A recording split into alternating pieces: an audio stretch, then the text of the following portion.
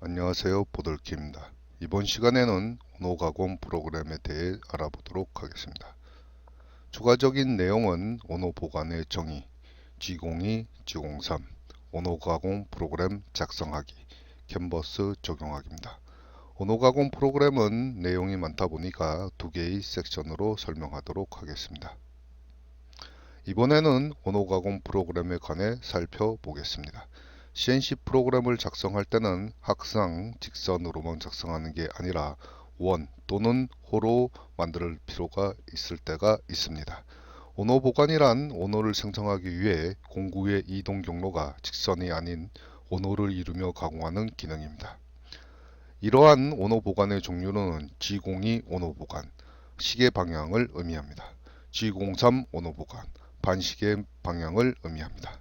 시계 방향, 반시계 방향이라는 것은 오른손 좌표계의 XY 평면, ZX 평면 및 YZ 평면에 의해 Z축이 정방향 또는 부방향인지를 말하며 머신 센터에서는 G17 평면 XY축, G18 평면 ZX축, G19 YZ축이 있으며 수직 밀링 머신에서는 전업 트윗시 모달 기능에 의해 일반적으로 G17 평면이 선택되어집니다.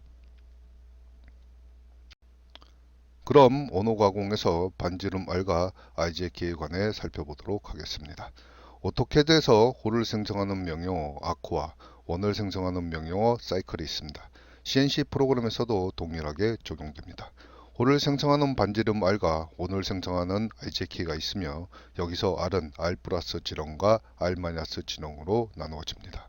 R 플러스 지렁과 R 마이너스 지렁은 언어 각도에 의해서 구분되며 R 플러스 지렁은 0도에서부터 180도까지, R 마이너스 지렁은 108도 이상의 언어 가공 시 적용됩니다.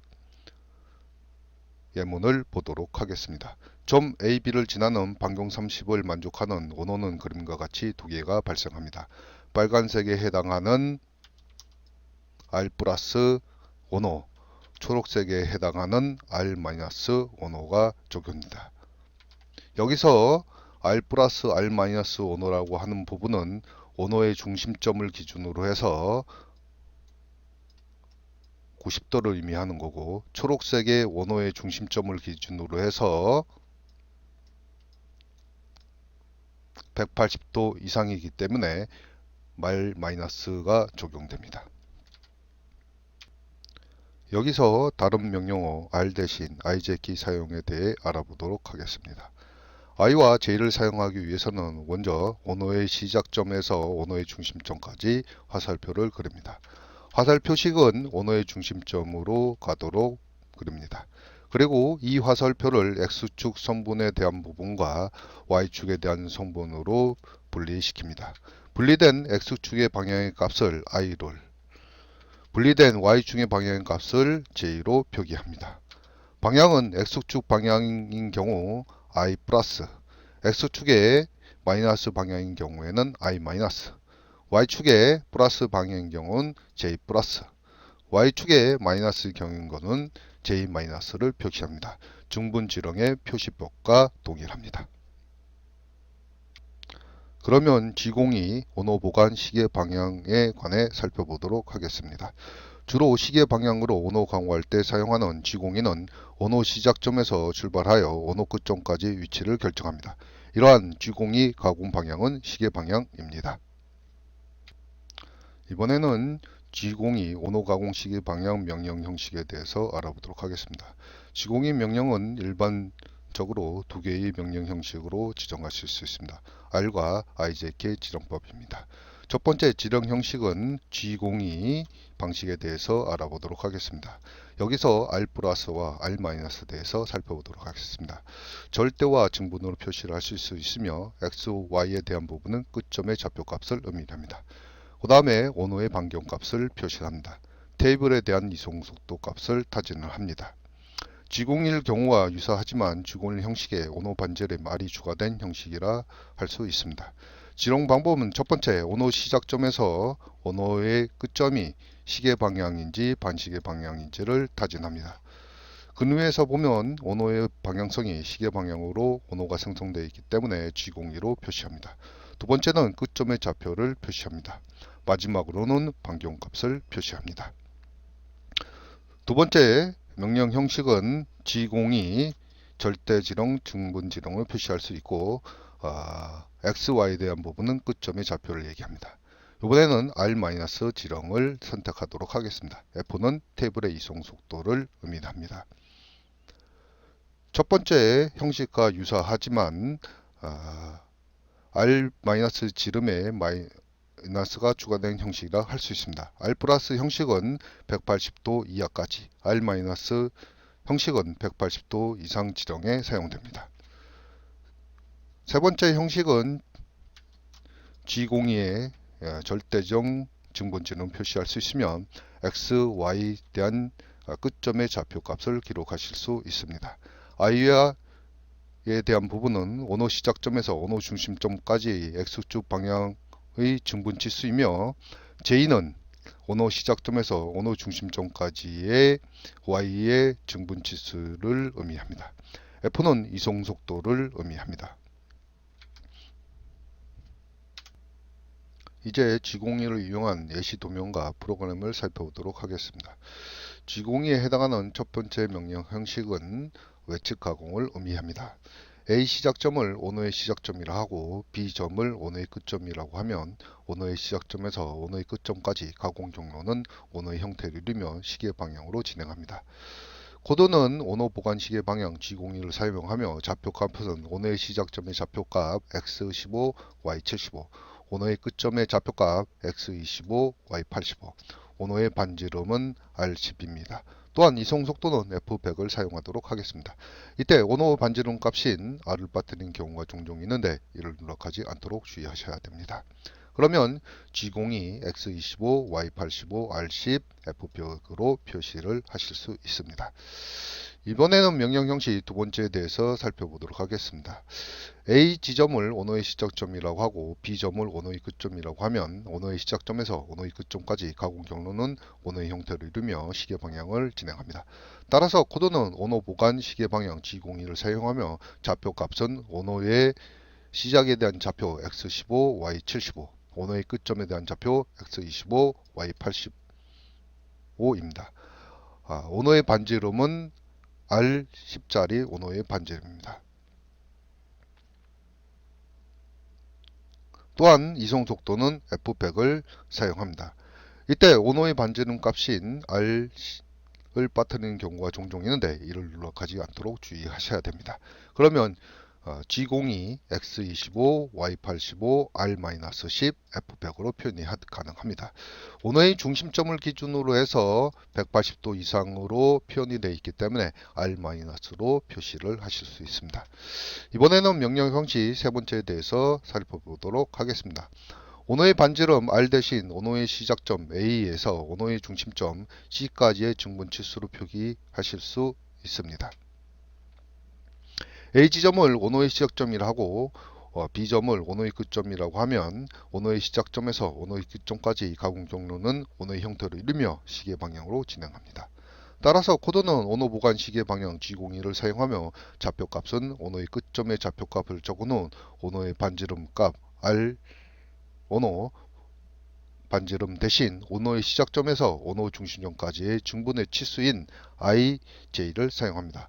I와 J를 산출하기 위해서 원호의 시작점에서 원호의 중심점 C로 화살표를 그리며 화살표는 S축 방향으로만 그려지기 때문에 분리될 할 필요는 없습니다. 이것을 IJ로 나타내면 X축 방향으로 X 플러스 방향으로 반지름 10만큼의 값을 가지므로 I10이고 Y축 방향으로는 분리성분이 나타나지 않으므로 J는 0입니다. G02를 이용하여 원호가공 프로그램을 작성해 보도록 하겠습니다. 프로그램 작성 단계에 따라 머신센터 프로그램을 작성하면 보다 쉽게 작성하실 수 있습니다. 프로그램 작성 단계는 직선 가공 프로그램과 동일합니다. G02를 이용하여 본격적으로 원호 가공 프로그램을 작성해 보도록 하겠습니다.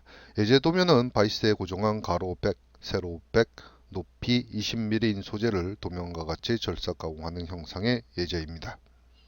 저희는 아크릴 소재를 사용하여 절삭 가공하므로 절삭 가능한 깊이와는 상관없이 공구를 1회 절삭 가공하는 형식으로 프로그램을 작성하도록 하겠습니다. 먼저 1단계 절삭 경로를 결정하겠습니다. 절삭 경로를 결정하기 위해서 우선적으로 진점을 결정을 해야 되는데 직선 가공 프로그램에서는 진점을 Z10mm로 설정했습니다. 그런데 너무 높다 보니까 저희는 이번 언어 가공 프로그램에서는 높이, 진입점에 대한 높이를 Z3mm로 지정을 하도록 하겠습니다. 절삭 경로에 대한 부분은 가공이 시작되는 1번 지점을 시작을 해서 3, 4, 5, 6, 7, 8, 9, 10번 형태로 경로를 결정하도록 하겠습니다.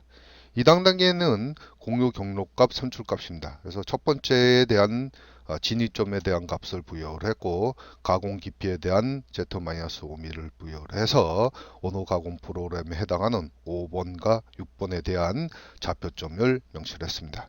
3단계에서는 2단계에서 산출한 공유 경로 값에 대한 부분에 코드를 부여하는 방법입니다. 절삭이 이루어지는 곳에는 G1, 그 다음에 경보정이 이루어져야 되는 곳에서는 G41, 그 다음에 언어 가공에 해당하는 부분은 G02. 여기서 주의할 점은 모달 기능이기 때문에 다음 블록에 대한 부분에 직선이면 G2를 꼭 명시를 하셔야 됩니다. 4단계에 대한 부분은 시작 부분과 그 다음에 종료 부분을 추가하는 부분입니다. 그럼 작성되어 있는 언어 가공 프로그램 활용을 해서 메모장에 복사한 다음에 터보 캔버스의 시뮬레이터로 확인을 해 보도록 하겠습니다. 메모장을 열어놓은 상태에서 우측에 있는 프로그램을 그대로 옮겨 적도록 하겠습니다. 프로그램의 시작은 영문자 5로 시작을 해서 수치 4자리로서 지정을 하겠습니다. 두 번째 블록에는 취소 코드를 부여하도록 하겠습니다. 세 번째 블록에서는 원점 복귀에 대한 부분을 명시를 하도록 하겠습니다. 네 번째 블록에서는 사용하고자 하는 툴을 호출하도록 하겠습니다. 저희는 1번 공구에 20파이 NDMI를 장착하려고 합니다.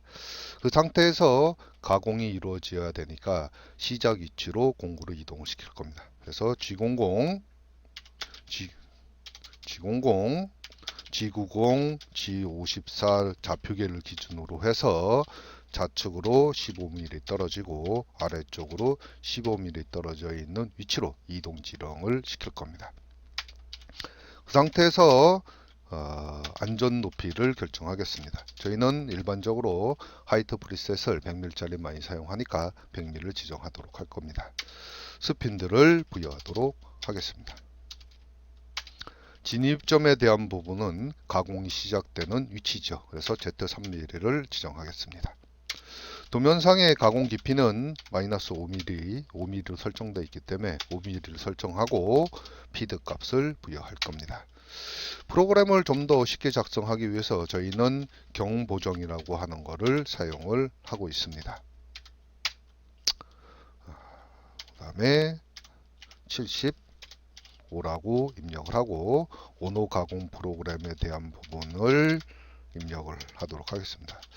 R점이 누락되지 않도록 표시를 하고 다음 블록에 그냥 X85만 기록을 하면 모달 기능에 의해서 G2로 인지를 하기 때문에 G2 또는 G3 코드가 나오면 다음 블록에 직선 구간이면 항상 G1이라고 하는 코드를 명시를 하셔야 됩니다.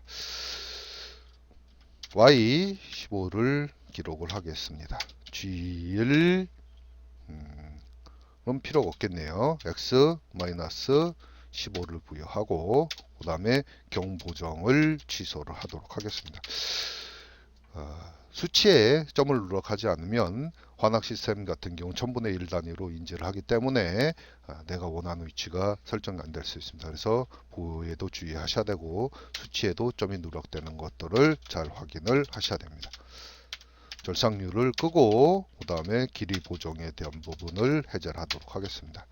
원점 복귀가 이루어진 다음에 주축을 정지를 하고 그 다음에 탈착할 수 있는 위치로 이동을 해서 프로그램을 종료를 하겠습니다. 전체 선택을 하겠습니다. 컨트롤 A를 눌러서 전체를 선택하고 컨트롤 C를 눌러서 전체 복사한 다음에 캔버스 프로그램을 스타트해서 컨트롤 V를 해서 복사한데 붙여넣기를 진행했습니다. 우선 설정에 메인 설정으로 가서 공작물 설정에 대한 부분을 지정하겠습니다. 저희는 소재에 대한 부분을 100에 100에 높이 20mm를 설정하고 1번 툴에 10파이가 아닌 20파이 공구를 체결하고 파라미터 설정으로 가서 라디우스를 체크를 하고 D 값을 공구의 반경값에 해당하는 10mm를 부여할 겁니다. 원점 설정 모드로 가서 프로그램의 원점과 동일한 위치에 대한 부분을 지정할 겁니다. 그래서 수동 모드로 설정하고 공작물 좌표계를 지정한 다음에 등록을 넣어서 G54 좌표계에 등록 지정을 했습니다.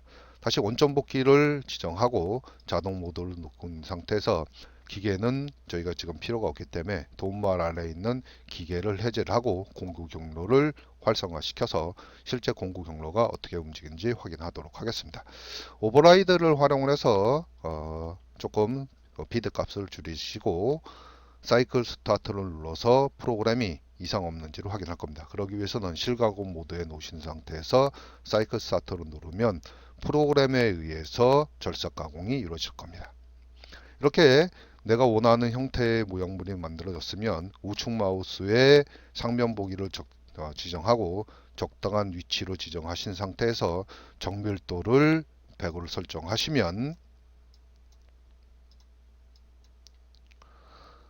저희가 지정한 프로그램에 의해서 모양을 확인하실 수 있습니다. 이것으로 G02 프로그램에 대한 부분을 마무리하도록 하겠습니다.